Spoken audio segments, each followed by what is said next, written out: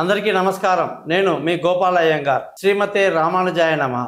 4వ తారీఖు మే నెల 2025 నుంచి 10వ తారీఖు మే నెల 2025 వరకు మేషరాశి నుంచి మీనరాశి వరకు వార ఫలాలు ఎలా ఉందో తెలుసుకుందాం. ఈ వారంలో అత్యంత ముఖ్యమైన విషయం మీ అందరికీ తెలియచేయాలి ఏంటంటే, రాహు మీనరాశిలో ఉండి కేతు కన్యా రాశిలో ఉండి అన్ని గ్రహాలు కూడా ఈ రెండు గ్రహాల మధ్య ఉండిపోవటం అనేది జరిగిందన్నమాట. ఇందులో రెండు రకాలుగా మనం ఎన్నో రకాల కాలసర్ప దోషాలు ఉంటాయన్నమాట. సవ్య అపసవ్య అనేది కూడా ఉంటుంది. సో సవ్య దిశలో ఉండేటువంటి రాహుకేతు మధ్యలో కానీ అన్ని గ్రహాలు ఉంటే అత్యంత ప్రమాదం అన్నమాట. అపసవ్య దిశలో ఉంటే అంతగా ప్రమాదం లేదు అని దాని అర్థం. కేతుగ్రస్త కాలసర్ప దోషం అంటే రాహు పైన ఉండి కేతు కింద ఉంటే తల పైన ఉంది కేతు కింద ఉంది అన్నారు. కాబట్టి ఇది చాలా డేంజరస్ అయినటువంటిది. ఒకవేళ కేతు పైన ఉండి రాహు కింద ఉన్నటువంటి కాలసర్ప దోషాలు ఎన్నో ఉంటాయి. అది అత్యంత తక్కువ ప్రమాదాన్ని కలిగి ఉంటాయి. ఇప్పుడున్న పరిస్థితిలో రాహు పైన ఉన్నాడు, కేతు కింద ఉన్నాడు.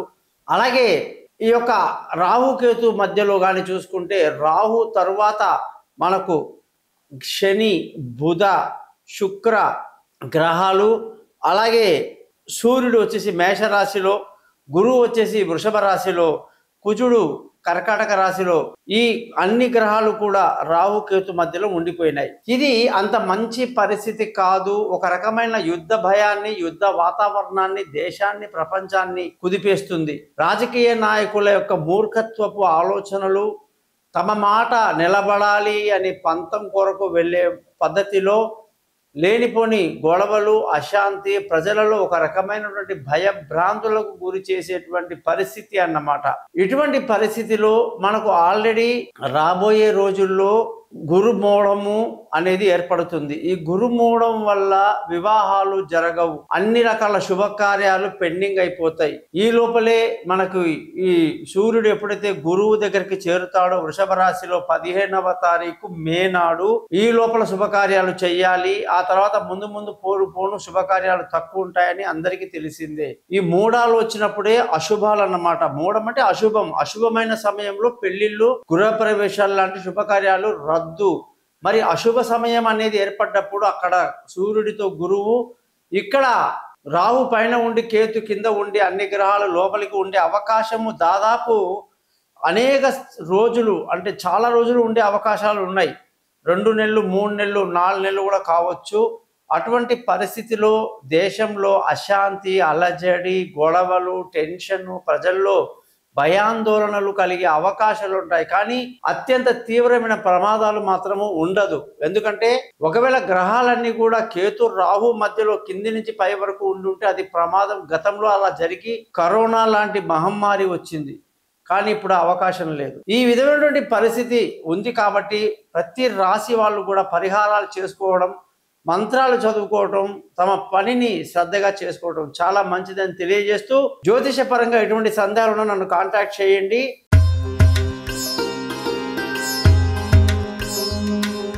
కన్యా రాశి వాళ్ళందరికీ 4వ తారీఖు మే నెల నుంచి 10వ తారీఖు మే నెల వరకు ఎలాంటి వారఫలం ఉందో ఈ రోజు తెలుసుకుందాం. ఈ రాశి వాళ్ళందరికీ కూడా సప్తమంలో బుధుడు, శుక్రుడు, శని, రాహు ఎన్నో రోజులుగా తిష్ట వేసేశారు అక్కడ. మరి శని అయితే 2.5 సంవత్సరాలు కదలడు. రాహు 18వ తారీఖు మే నాడు కుంభరాశిలోకి వచ్చి మేలు చేస్తాడు. ఇకపోతే బుధ, శుక్ర గ్రహాలు కదలాల్సిందే, మార్గం లేదు, టైం పడుతుంది. వారమంతా బాగుంది.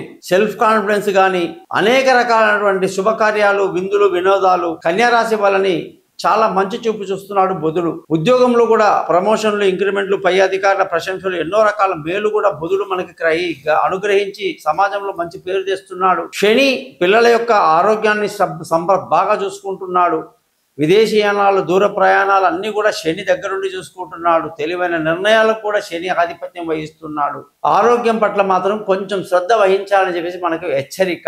శత్రువుల మీద కూడా ఒక కన్నేసి ఉంచడం మంచిది. భార్యాభర్తల మధ్య చక్కటి సయోధ్య కలిగి ఉండడం, పెళ్లి కాని వాళ్లకు పెళ్లి కుదరడం, దూరంగా ఉన్న వాళ్ళు కలుసుకోవడం, అనేకమైనటువంటి శుభకార్యాలు, భార్యాభర్తల మధ్య ప్రేమికుల యొక్క పెళ్లి, వివాహాలు విజయవంతం అవ్వడం, పార్ట్నర్షిప్ లో వ్యాపారాలు కలిసి రావడం, ఇవన్నీ కూడా గురువు యొక్క అనుగ్రహం చాలా బాగుంది. సొంత ఇల్లు కట్టడం, వాహనాలు కొనడం, విలువైన వస్తువులు ఆస్తులు చేకూర్చుకోవడం కూడా శని గ్రహానికి గురువు చాలా మేలు చేస్తున్నాడు.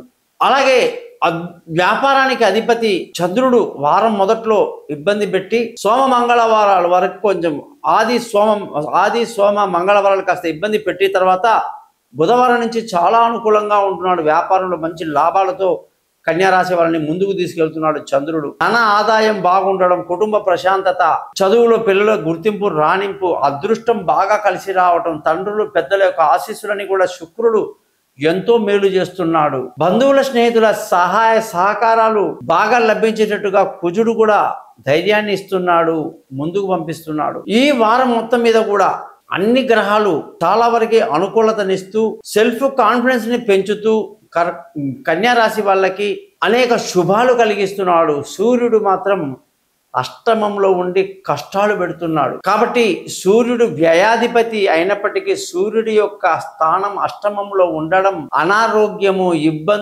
అనేక ఇబ్బందులు కలిగిస్తున్నాడు. కాబట్టి ఆదిత్య హృదయం రోజు చదువుకోవడం, సూర్యాష్టకాన్ని చదువుకోవడం కూడా కన్యా రాశి వాళ్లకు చాలా మంచిది. కన్యా రాశి వాళ్ళు విష్ణు సహస్రనామాన్ని కూడా రోజు పారాయణం చేయాల్సిందే. మిగతా శుక్రుడు గాని, కుజుడు గాని, గురువు గాని, శని గాని, కుజుడు గాని, అలాగే అన్ని రకాల గ్రహాలు కూడా అనుకూలంగా ఉండి సూర్యుడు మాత్రమే వ్యతిరేకతని కలిగి ఉండడం, ఆరోగ్యానికి ఇబ్బంది కలిగే అవకాశాలు, శత్రువుల యొక్క విజృంభించడం ఎక్కువ ఉంటుంది. రుణ బాధలకు కూడా ఇబ్బందులు కాకుండా మనము అపాయాల నుంచి బయటపడాలంటే రోజు ఆదిత్య హృదయం, సూర్యాష్టకం ఈ టైంలో చదువుకోవాలి. విష్ణు సహస్రనామం చదువుకోవాలి. ఉత్తరా నక్షత్రంలో పుట్టిన వాళ్ళు సూర్యుడి యొక్క ఆదిత్య హృదయాన్ని, హస్తా నక్షత్రంలో పుట్టిన వాడు చంద్రుడి యొక్క మంత్రము, అలాగే శివుని ఆరాధన, చిత్తా నక్షత్రంలో పుట్టిన వాళ్ళు కుజగ్రహ మంత్రము, అలాగే సుబ్రహ్మణ్య స్వామిని ఎవరైతే రోజు పూజలు చేసుకుంటారో ఎటువంటి ఇబ్బంది రాదని తెలియజేస్తూ ఈ ఛానల్ని సబ్స్క్రైబ్ చేయడం మీ ధర్మంగా భావిస్తారని ఆశిస్తూ నమస్కారం. గోపాల్ అయ్యంగార్.